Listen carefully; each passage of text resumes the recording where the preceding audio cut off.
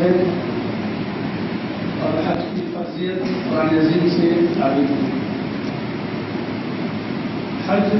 لغت میں قصد کو کہتے ہیں، ارادے کو، اور اصطلاحی شرع میں مخصوص ایام میں مخصوص ارکان کے ارادے سے کعبۃ اللہ مکہ مکرمہ جانے کو حج کہتے ہیں۔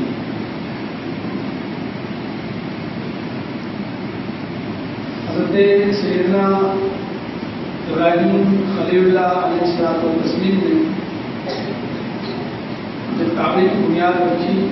اللہ کے گھر کی تعمیر کی، اس عمارت کو تعمیر کیا اور اس گھر کا طواف کیا، اللہ رب العزت کا ارشاد ہوا قرآن پارے میں سورۃ الحج میں، وَأَذِّن فِي النَّاسِ بِالْحَجِّ، اے ابراہیم لوگوں کو حج کے لیے بلاؤ۔ حضرت ابراہیم علیہ السلام نے اللہ رب العزت کی بارگاہ میں عرض کیا، بولا میں ضعیف و ناتواں کمزور شخص، میری آواز لوگوں تک کیسے پہنچے گی؟ اللہ رب العزت کا ارشاد ہوا کہ ابراہیم ان لوگوں کو حج کے لیے پکارو، میں تمہاری آواز لوگوں تک پہنچا دوں گا۔ حضرت ابراہیم علیہ السلام جبل ابو قبیس پر کھڑے ہو کر کے، جو مکہ مکرمہ میں کعبۃ اللہ کے قریب ایک پہاڑی ہے، اس پہاڑی سے کھڑے ہو کر کے انہوں نے لوگوں کو بلایا، اے اللہ کے بندوں، اللہ کا گھر تعمیر ہو چکا ہے، اس کے طواف کے لیے اور حج کے لیے آؤ۔ روایتوں میں آتا ہے کہ حضرت ابراہیم خلیل اللہ علیہ السلام نے جبل ابو قبیس پر کھڑے ہو کر کے آواز دی، اور وہ آواز قیامت تک آنے والے تمام مسلمانوں کی روحوں تک اس آواز کو اللہ رب العزت نے پہنچا دیا۔ سب نے اس آواز کو سنا، اور جس نے اس آواز کو سن کر کے لبیک اللہم لبیک کہا، اس سے زندگی میں اللہ کے گھر کا طواف اور حج نصیب ہوا۔ تو یہ آواز تھی جو جبل ابو قبیس پر کھڑے ہو کر کے آپ نے آواز لگائی اور اللہ کے گھر کے طواف کے لیے اللہ نے بلایا۔ اور جب آپ نکلے حج کے لیے ابراہیم علیہ السلام، تو آپ نے 2 چادریں ڈالی آپ کے اوپر،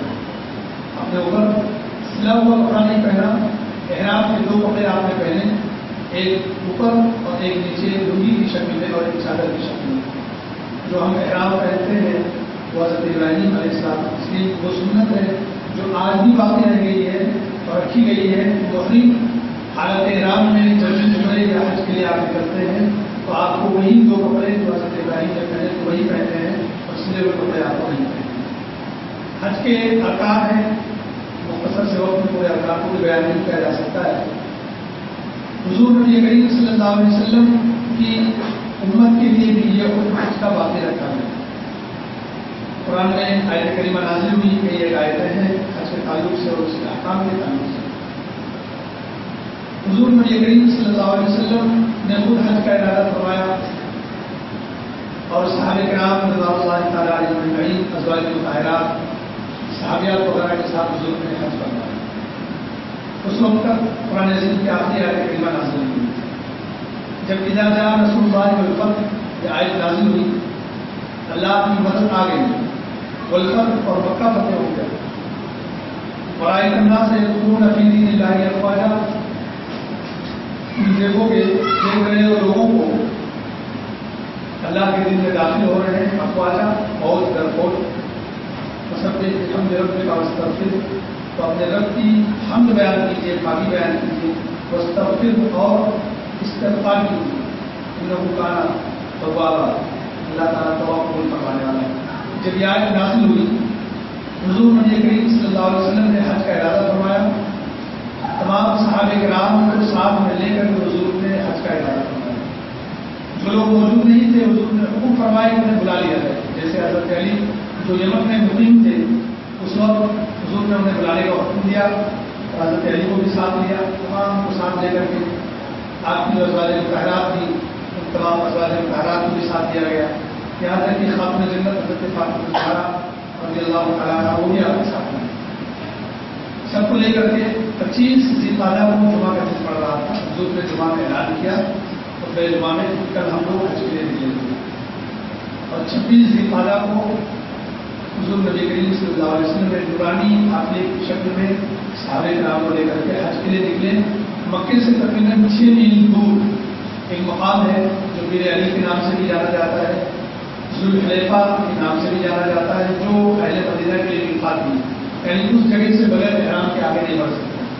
حضور نبی کریم صلی اللہ علیہ وسلم نے وہاں ایک شب قیام فرمایا, ایک رات رکے, اور پھر اس کے اگلے دن حضور نے احرام باندھا. حضرت عائشہ صدیقہ رضی اللہ تعالیٰ عنہا نے آپ کے جسم اقدس پر خوشبو لگائے,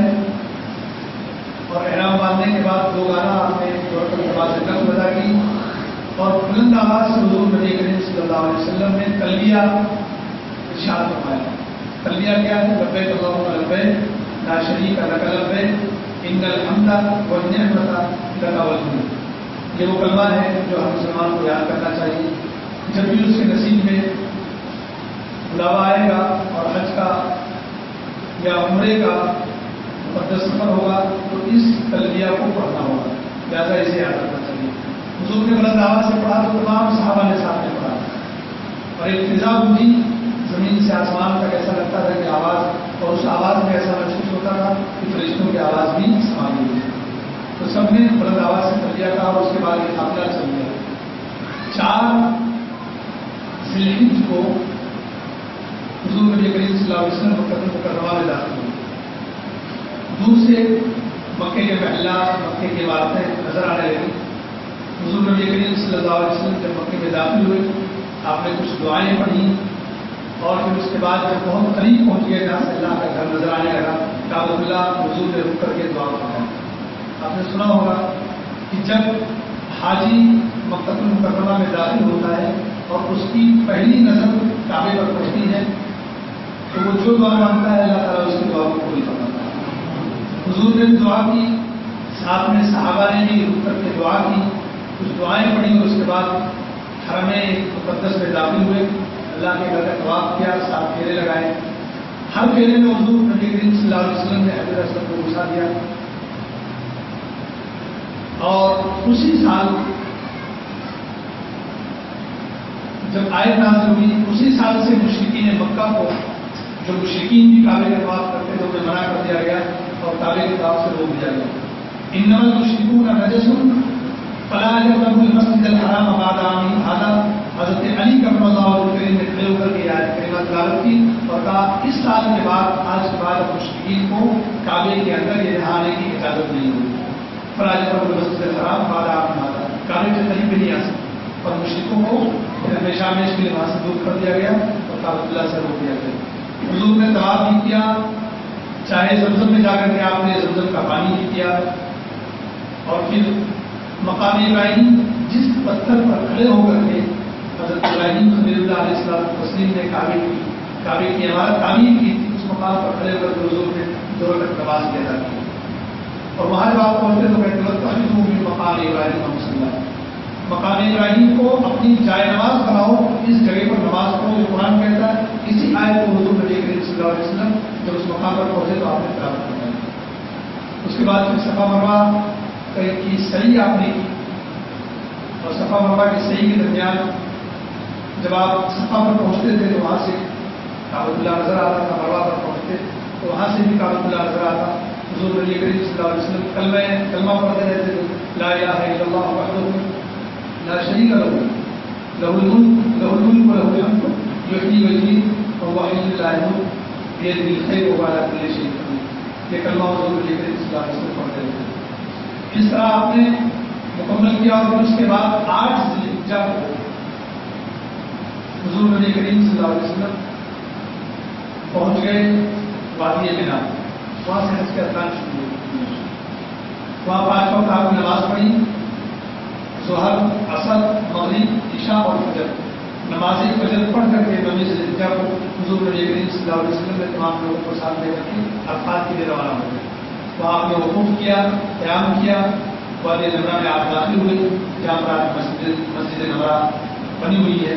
اور پھر حضور نبی کریم صلی اللہ علیہ وسلم نے خطبہ بھی دیا, ایک طویل خطبہ دیا. پہاڑ کے عقب میں, جبل رحمت کے عقب میں پیچھے حصے میں حضرت خاتون جنت اور تمام ازواج مطہرات جلوہ گر تھی. حضور نبی کریم صلی اللہ علیہ وسلم نے جبل رحمت پر کھڑے ہو کر کے خطبہ دیا، تمام صحابہ کرام نے اس خطبے کو سنا۔ وہاں سے تشریف لانے کے بعد حضور نے جو بھی عمل کیا، مزدلفہ میں قیام فرمایا، مینا میں کنیا ماری، اور 3 دن جو آپ نے مینا میں قیام فرمایا، پھر قربانی آپ نے پیش کی، تمام صحابہ کے درمیان حضور فرماتے تھے کہ یہ قیامت تک کے لیے میری امت کے لیے ہے، جو بھی صاحب استطاعت ہوگا اسے حج کرنا ہوگا، اور جو حج کے لیے آئے گا وہ خوش نصیب ہوگا۔ خوش نصیب اس لیے ہوگا جو اللہ کا مہمان ہوگا، اور اس گھر کے طواف کے لیے آنے والا، چونکہ یہاں پر ہر گھڑی، ہر آن، ہر لمحہ اللہ تعالیٰ کی 120 رحمتیں نازل ہوتی ہیں۔ فرمایا 40 طواف کرنے والوں کے لیے 60 نیکیاں، 60 رحمتیں طواف کرنے والوں کے لیے، اور 40 رحمتیں جو لوگ وہاں بیٹھ کر کے قرآن عظیم کی تلاوت کرتے ہیں ان کے لیے، اور جو کچھ نہیں کرتے صرف بیٹھ کر کے اللہ کے گھر کو دیکھتے ہیں کعبے کو، 20 رحمتیں اس کے لیے نازل ہوتی ہیں، اور ایک نیکی 1 لاکھ نیکی کے برابر لکھی جاتی ہے۔ تو حضور نبی کریم صلی اللہ علیہ وسلم نے پورا عمل کر کے اپنی امت کو یہ بتا دیا، اور پھر اس کے بعد وہی ایک حج آپ نے فرمایا،